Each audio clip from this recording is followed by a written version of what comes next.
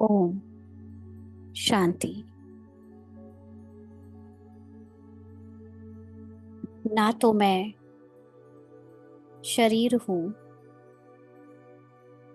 ना मेरा शरीर है। मैं तो चैतन्य मात्र हूँ।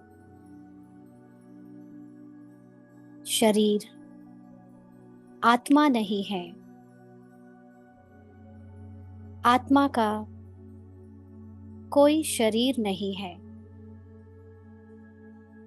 आत्मा तो अशरीरी है। ये सभी शरीर उससे भिन्न नहीं है। भिन्नता देखने से, पार्ट देखने से उसमें मेरापन आ जाता है। शरीर को मेरा कहने लगते हैं। मैं जीव भी नहीं हूँ। जन्म मृत्यु को प्राप्त होने वाला अहंकार, लोभ, मोह आदि अवगुणों वाला यह जीव है। ये पार्ट है। मैं आत्मा चैतन्य जीव नहीं हूँ। ना मैं मन हूँ, ना बुद्धि हूँ, ना पंच तत्वों से बना ये भौतिक शरीर हूँ। ना मैं ये शब्द हूँ, ना मैं स्पर्श हूँ, ना मैं कोई रूप हूँ, ना रस हूँ, ना गंध हूँ। सतो, रजो, तमो गुणों से प्रभावित होने वाला यह शरीर और यह पार्ट भी मैं नहीं हूँ। चैतन्य शक्ति आत्मा शरीर के साथ मिलकर जीव कहलाता है। पर मैं केवल चैतन्य मात्र हूँ। कॉन्शियसनेस हूँ, अवेयरनेस हूँ।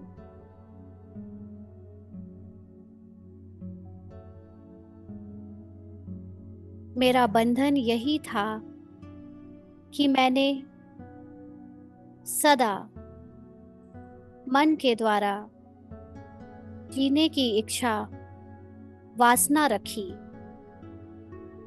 सदा खुशी के पीछे भागी,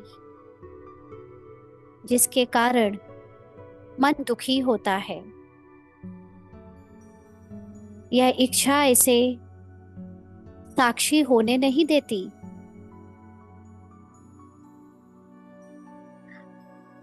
स्वाभाविक रूप से जहाँ मुझे बिना पाप कर्म किए जीना चाहिए, लेकिन ये जीने की इच्छा, आत्मा को शरीर भोगने की इच्छा, मन को शरीर भोगने की इच्छा बलवान होती गई और पाप आरंभ होते गए।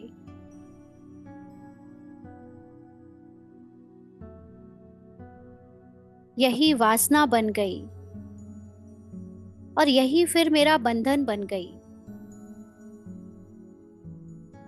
इससे मुक्त होना ही पुरुषार्थ है।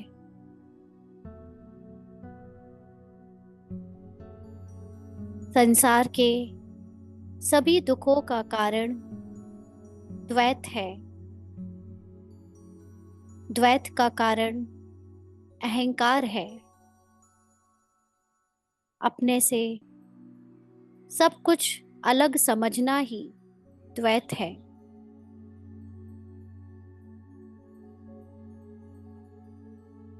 आत्मा का अनुभव होने पर द्वैत का अनुभव मिट जाता है। ना मैं और ना मेरा रह जाता है। अद्वैत अनुभव होता है। सब कुछ एक हो जाता है।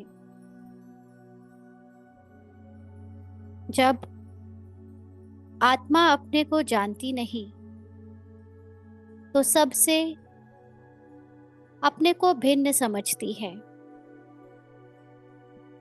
मन के द्वारा पाठ देखकर मेरे, तेरे, लोभ, लालच, ईर्ष्या, द्वेष,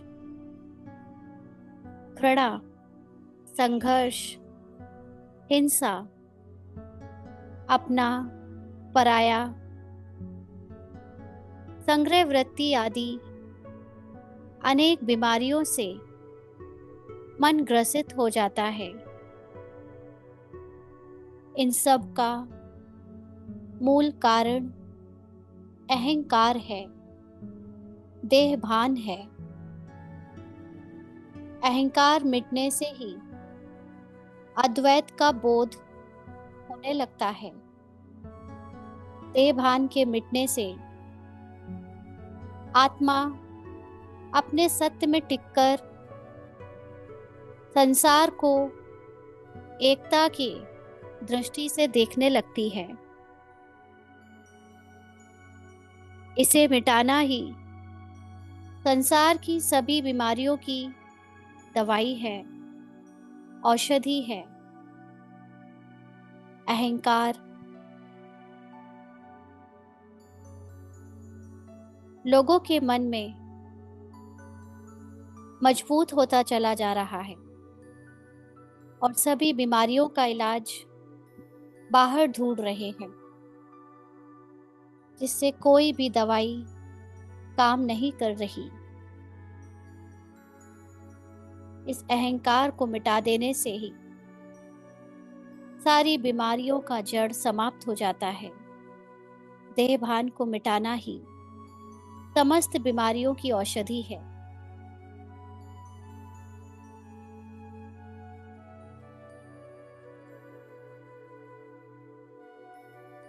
इस मन ने अपने अस्तित्व को सबसे अलग माना है। संसार को खंड खंड में देखा है, बांट दिया है।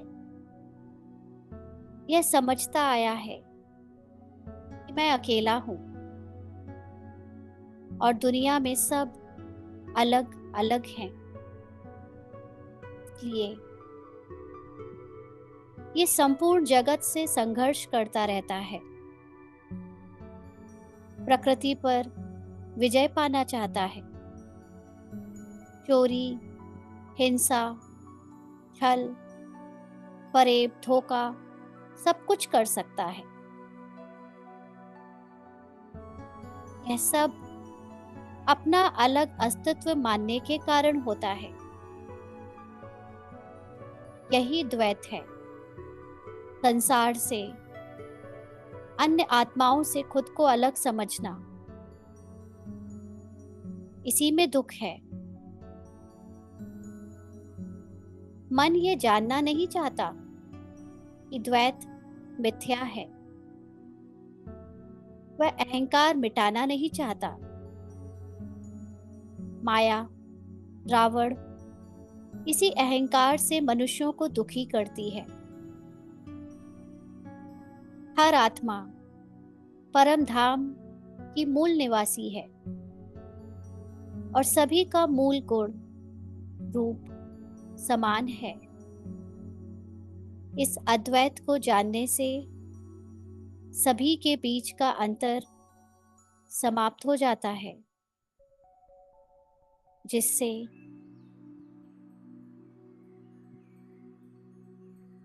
उसके अहंकार का अस्तित्व ही समाप्त हो जाता है। उसका होना मिट जाता है। पर मन इस राज को जब जान जाता है तो उसके अंदर जो शूद्र अहंकार है वो मिट जाता है और उसका उस परम अस्तित्व से, परम शक्ति से संबंध जुड़ जाता है। मन आत्मा में विलीन हो जाता है। लहर मिटकर सागर बन जाती है।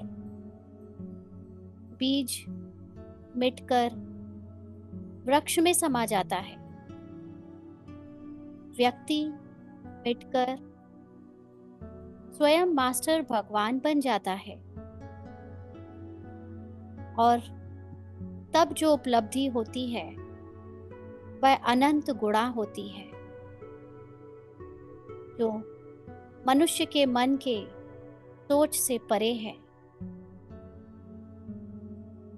इस ज्ञान को ना जानने से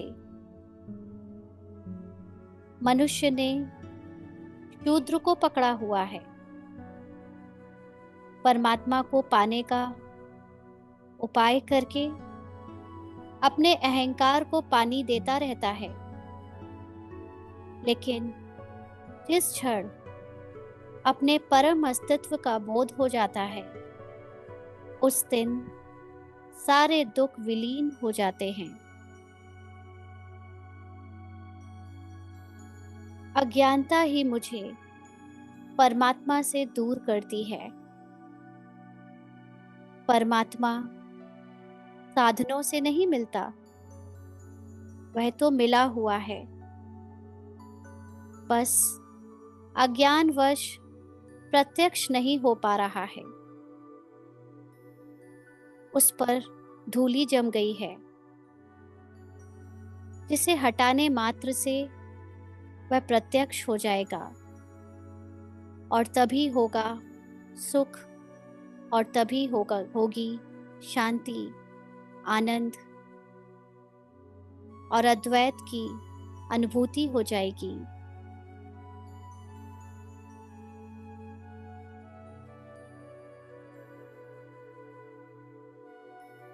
मैं आत्मा होने से शुद्ध बोध होता है कि यह सृष्टि अखंड है।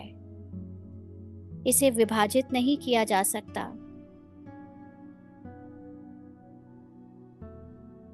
इसे खंड खंड में नहीं देखा जा सकता। सारा संसार एक दिखना शुरू हो जाता है, जिसमें सारी इच्छाएं, तृष्णाएं, लोभ, लालच सब समाप्त हो जाता है। जिस प्रकार शरीर एक है, पूर्ण है, सुंदर है, इसके यदि सभी अंगों को भिन्न भिन्न मान लिया जाए एवं प्रत्येक का एक दूसरे से संबंध विच्छेद कर दिया जाए, तो शरीर की क्या दशा होगी। इसी तरह संसार को भिन्न भिन्न मानने से इसकी ये दशा हो गई है। आत्मा में स्थित होते ही सृष्टि में एकत्व का बोध होने लगता है, और ये बोध कराने वाला परमात्मा ही है। सृष्टि के विभिन्न पदार्थों में भिन्नता नहीं है, बल्कि एकता है, किंतु उनको भिन्न भिन्न नाम देने से भिन्नता का बोध होने लगता है। भिन्न भिन्न उपाधियां अथवा नामकरण अज्ञान के कारण दिए हैं। जिस तरह आँख, नाक, कान इत्यादि भिन्न भिन्न नाम लेने से पूरे शरीर का बोध नहीं हो सकता, पर पूरे शरीर के बोध से सभी अंगों का बोध हो जाता है।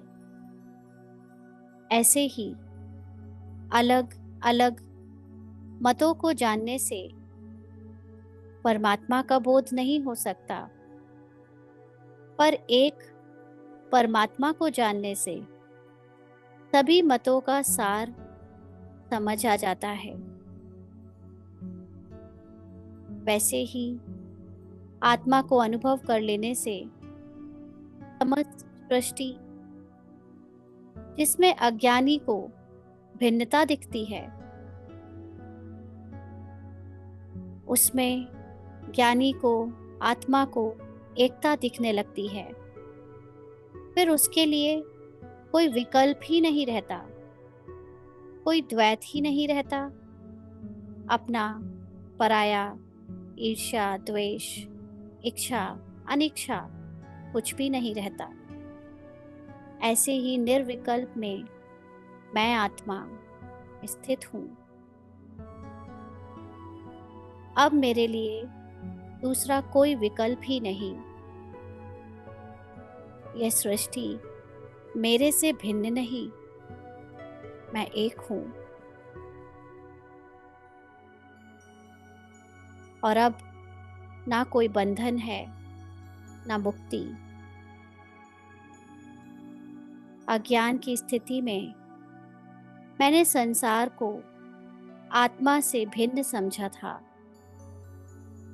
इसीलिए संसार से मुक्त होना चाहता था, छटपटा रहा था।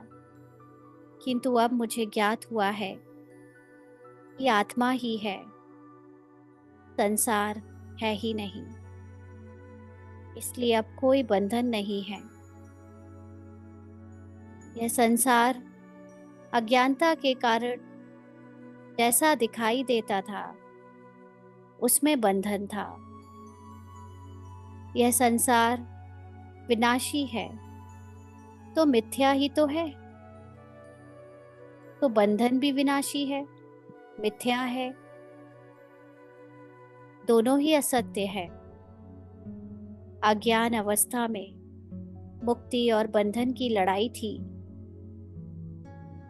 सारा संसार मेरे अंदर व्याप्त था, परंतु अब सारा भ्रम टूट गया है। संसार मुझ में नहीं है, मैं तो आत्मावान हूँ। मैं अज्ञानवश अपने को देह, इंद्रियां आदि समझता था। अपने को क्षत्रिय, शूद्र, गृहस्थी आदि समझकर भोगता था। अपने को ना जाने क्या क्या समझा। यही मेरा संसार था और यही बंधन था। अब संसार मुझ में नहीं है, इसलिए कोई बंधन नहीं है, कोई बंधन नहीं है, कोई बंधन नहीं है। ओम शांति, ओम शांति, ओम शांति।